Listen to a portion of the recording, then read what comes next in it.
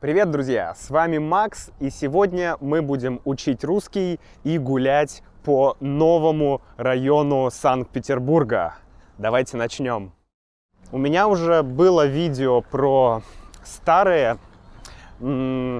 районы, про советские районы, там, где мы сейчас с Юлей снимаем квартиру. И в этих районах вы видели старые дома, хрущевки и сталинки. Это дома, которые были построены давно, старые. Ой, сильный ветер какой. Надеюсь, что он не повлияет на запись. Это старые районы, а сейчас мы в новых районах, которые называются человейники или муравейники, потому что здесь, посмотрите, это реально похоже на муравейник. Здесь живет огромное количество людей. Вот, кстати, смотрите, артезианская вода. Здесь можно набрать воду. Никогда не пользовался таким автоматом. Вот. Новые районы. В Питере, рядом с Питером, есть 3 самых известных района с такими новостройками. Это все новостройки. То есть новые дома, новопостроенные дома, так скажем, да, новостройки, дома новые. Они все очень высокие, я бы сказал, гигантские, огромные. И в этих всех районов, а их 3, такие основные в Санкт-Петербурге, вот сейчас перед вами будет карта, и там будут 3 района: Мурино, Парнас и... Мурино, Парнас и Кудрово. Да, Мурино, Парнас и Кудрово. Мы сейчас находимся в районе, который называется Парнас. Да, так же, как и гора, известная гора. Так вот, этот район, чем он интересен? Почему люди приезжают сюда жить? Этот район интересен тем, что он достаточно дешевый. То есть квартиры, я имею в виду, да? Квартиры здесь дешевые. Вот, кстати, смотрите, детский садик. Помните, я показывал детский сад в старых районах? Вот так выглядит новый детский сад. Там играют дети, чем-то занимаются. И здесь очень дешевые квартиры. Они гораздо дешевле, чем квартиры, например, в Сталинках, да? То есть квартира в Сталинке будет дороже, чем квартира вот в таком доме. Здесь, не знаю, 24 или 22 этажа. Выше у нас не строят. 24 этажа это максимум, по-моему, который может быть. Выше дома нельзя строить. Вообще ветер – это главная проблема в Санкт-Петербурге. Ветер и влажность. Вот буквально на днях пришла весна. Сегодня плюс 8, пару дней назад было плюс 20, а еще 4 дня назад, или 5 дней назад был снег, реально шел снег. Вот, поэтому сейчас достаточно холодно, плюс 8, но на солнышке хорошо. Вот, кстати, посмотрите, хрущевка, вот там вдалеке 5-этажная, блочная хрущевка. И вот они, новые дома. Кстати, хрущевки называют хрущевками, потому что они строились при Хрущеве. Сталинки называются сталинками, потому что они строились при Сталине. Как вы думаете, как называют эти дома? Путинки. Да, путинки. Потому что, они построены при Путине. И характерная особенность этих домов, что они гигантские, что это человейники. И еще часто в таких районах эконом-класса здесь дома строят не очень хорошо. То есть, это дома эконом-класса, короче говоря, да. То есть они не очень клевые. И многие люди жалуются, что очень в домах высокая слышимость. То есть ты слышишь все, что делают соседи, а соседи слышат все то, что делаешь ты. Поэтому, если ты молодая пара, парень и девушка, то это может быть некомфортно, когда соседи тебя слышат. Ладно, хватит дурацкого юмора. Видите, на первых этажах здесь везде располагаются коммерческие заведения, какой-то магазин игрушек, парикмахерская. И, как вы можете заметить, огромное количество машин. Сейчас вот еще есть свободные места для парковки, но вообще в таких районах припарковать машину сложно. Сейчас будний день, и люди еще на работе. И когда сейчас, вот через час, люди поедут с работы сюда домой, те, кто здесь живет, то они будут стоять, скорее всего, в пробке. То есть трудно будет сюда въехать, в этот район. Вообще этот район вам, конечно, не видно, но вот там вдалеке есть тоже дом. И вот туда, мы сейчас туда пойдем, я вам покажу, но в целом мы туда можем идти минут 40. Потому что, это гигантский район. Я не знаю, даже не район, как это правильно назвать. Наверное, район, да, назовем район. Это не микрорайон, это макрорайон. Здесь живет около 70 тысяч человек. 70 тысяч. Примерно как население среднего европейского города. Может быть, даже больше. Вот школы пошли. Смотрите, футбольное поле. Вот тут детишки играют. И, в общем, вот так выглядят школы. Я думаю, что это школы, скорее всего, это школы. А вот детская площадка, где пупсы играют. Что еще бросается в глаза, кроме большого количества машин и сложности парковки? Кстати, мой друг живет в похожем районе, и я недавно ездил к нему, и я 40 минут искал место для парковки. 40 минут я парковал машину. 40 минут. Прикольно, да? О, смотрите, Велодрайв. Это магазин, где продают велики.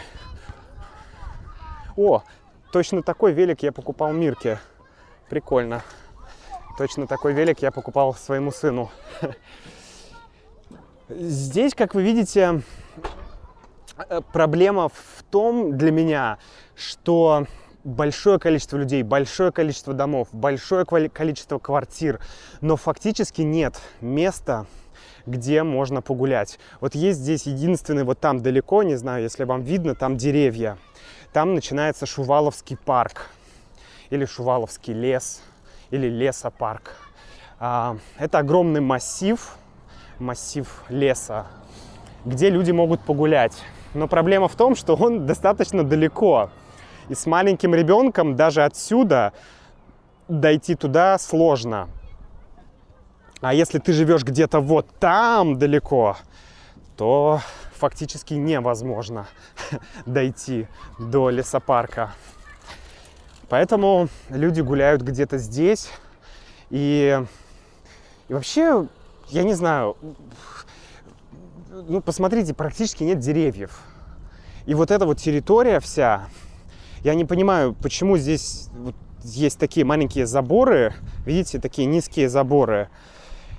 И получается, что ты не можешь нигде здесь ходить, то есть это место, оно какое-то пустое, то есть тут вроде растут деревья, но фактически, ты идешь вот по этой узкой дороге, а вот это огромная дорога для автомобилей.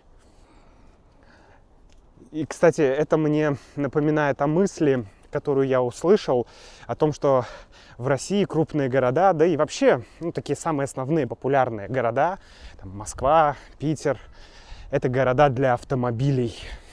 И вот знаете, сейчас я могу в это поверить, потому что количество автомобилей, которые здесь есть, оно огромное. Посмотрите, вот такое большое место, это парковка. Фактически нет мест, где можно людям погулять или как-то провести время. Не знаю, это странно. Такие огромные дома и очень маленькие детские площадки. и везде какие-то маленькие заборы. Ну вот, небольшая какая-то дорожка и деревья. Ну, короче, не знаю. Конечно, гулять здесь не очень приятно. Мне кажется, если ты живешь где-то вот там, ты приезжаешь с работы, и ты просто сидишь за компьютером целый день или перед телефоном, за Инстаграмом или в ТикТоке, потому что, ну, а что еще ты можешь сделать?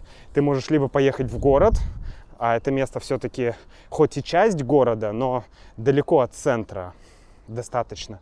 Либо ты будешь вот так ходить вокруг садика, вокруг детского садика. Можно пройти туда, там погулять, но в целом как бы вот все. То есть дома, дома, дома. Ну, садики, школы, окей.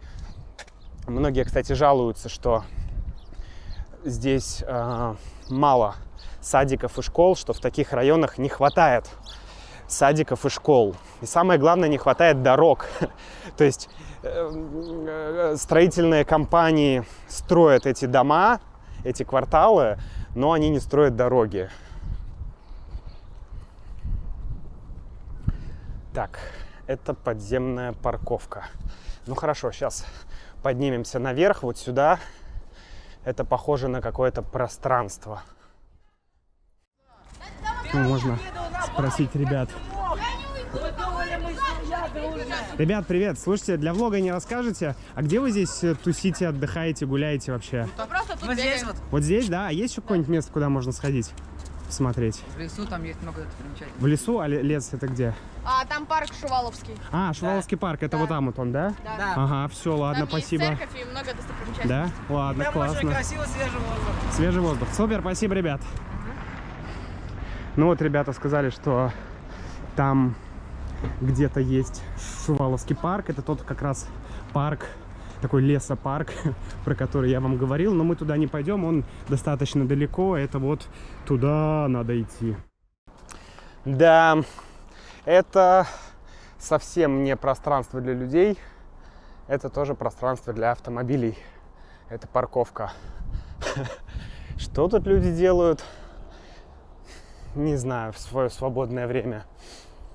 Люди, конечно, приезжают сюда, потому что здесь реально дешевые квартиры. Ой, машина, надо уходить.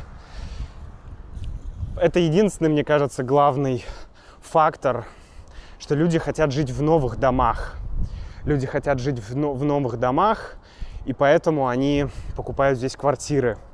Потому что, ну, молодые люди хотят жить в новых домах, это понятно, да, без тараканов, без крыс, ну и с какими-то молодыми соседями. Так, это что такое? Какие-то магазины, ремонт часов, копи-центр, ремонт смартфонов, ломбард, займы без залога. Короче, можно получить деньги.